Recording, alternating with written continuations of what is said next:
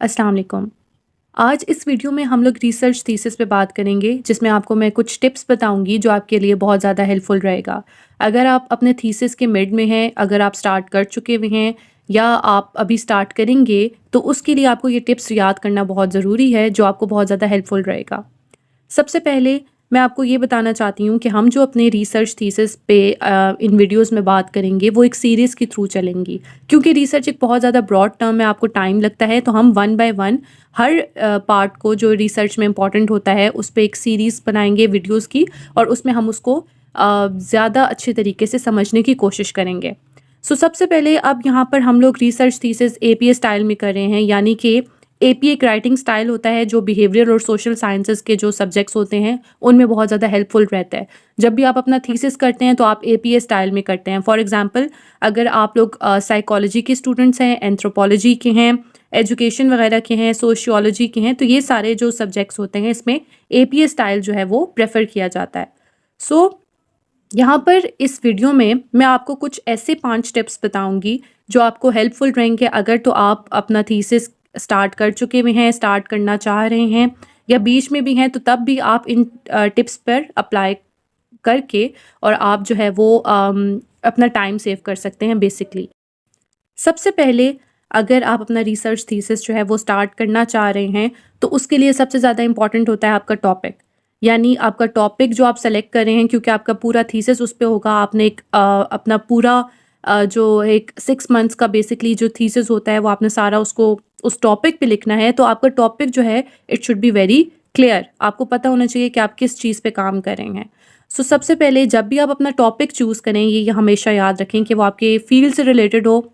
For sure ये एक important चीज़ होती है। जैसे अगर मैं साइकोलॉजी की स्टूडेंट हूँ तो मैं ऐसा कोई टॉपिक चूज़ करूँगी जो मेरी फील्ड से रिलेटेड होगा, ठीक है? उसके बाद आपने क्या करना है कि आपने अपने सुपरवाइज़र के साथ वो चीज़ें डिस्कस करनी है। फर्स्ट पे आपने अपने फील्ड से रिलेटेड जो है वो टॉपिक को सेलेक्ट करना है। देन आपने टॉपिक सेलेक्ट करते हुए ये चीज़ ज़रूर माइंड में रखनी है कि आपका उसमें अपना इंटरेस्ट भी हो। फॉर एग्जांपल, अगर मैं साइकोलॉजी की स्टूडेंट हूँ और मेरा इंटरेस्ट जो है वो पर्सनैलिटी साइकोलॉजी को लेकर है, तो मैं अपने टॉपिक में पर्सनैलिटी ट्रेट्स पर बात कर सकती हूँ, या मैं अपने टॉपिक में पर्सनैलिटी ट्रेट्स पर लेकर काम कर सकती हूँ। तो इसके लिए बहुत ज़्यादा ज़रूरी है कि आप अपने इंटरेस्ट को भी अपने टॉपिक में रखें, क्योंकि जब आप थीसिस पर काम करेंगे तो इस तरह आपको भी मज़ा आएगा।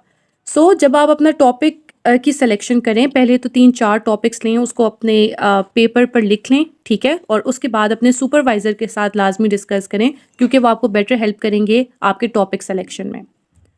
सेकंड, मैं आपको ये प्रेफ़र करूँगी कि जब भी आप जो है वो टॉपिक सेलेक्ट करें, उसमें ये ध्यान में रखें कि आपके वेरिएबल्स कम से कम हों।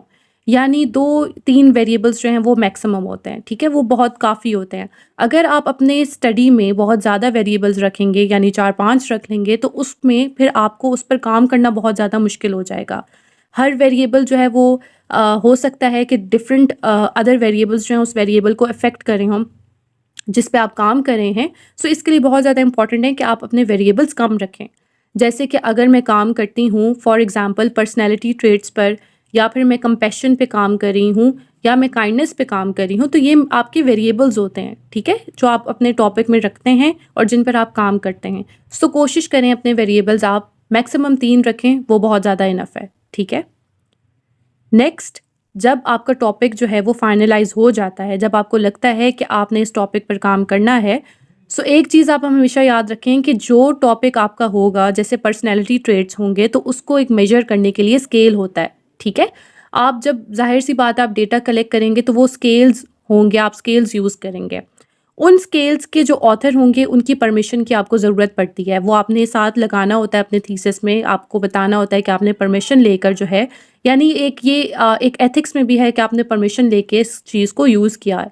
कुछ स्केल्स जो होंगे आपके पास वो आपके पास ओपनली अवेलेबल होंगे, लेकिन कुछ स्केल्स के लिए आपको परमिशन लेने की ज़रूरत पड़ेगी।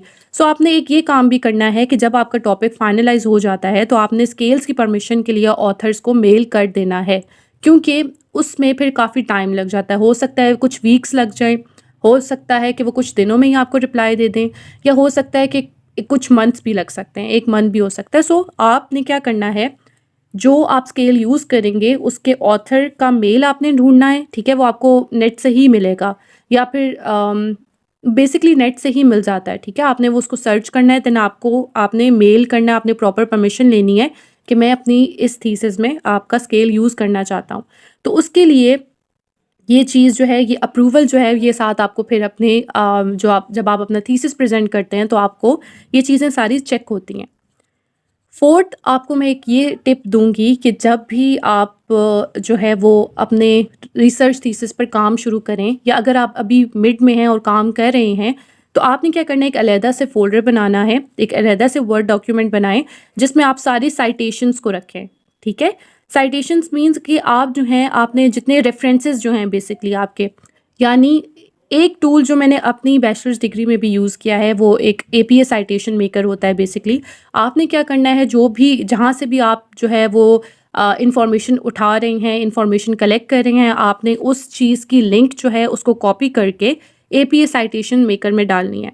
वो आपको हेल्प करेगा, वो आपको एपीए स्टाइल की साइटेशंस जो है वो बना के आपको दे देगा। आपने उन सारी चीज़ों का, जो आपके एक रेफरेंसेस होंगे, उनका अलहदा एक फ़ोल्डर बनाना है। ये चीज़ आपको बहुत ज़्यादा हेल्पफुल रहेगी एंड में, क्योंकि बीच में हमारे पास इतना टाइम नहीं होता, हम अपने थीसिस में लगे हुए होते हैं और रेफरेंसेस जो होते हैं फिर उनमें काफ़ी टाइम लग जाता है। आप एक-एक चीज़ को, डॉक्यूमेंट को ढूँढ रहे हैं, उसका रेफरेंस बना रहे हैं। सो जो चीज़ भी आप फाइंड आउट कर रहे हैं, जहाँ से भी आपको इन्फॉर्मेशन मिल रही है, आपने ये कोशिश करनी है कि साथ-साथ ही उसके रेफरेंसेस भी बनाएँ।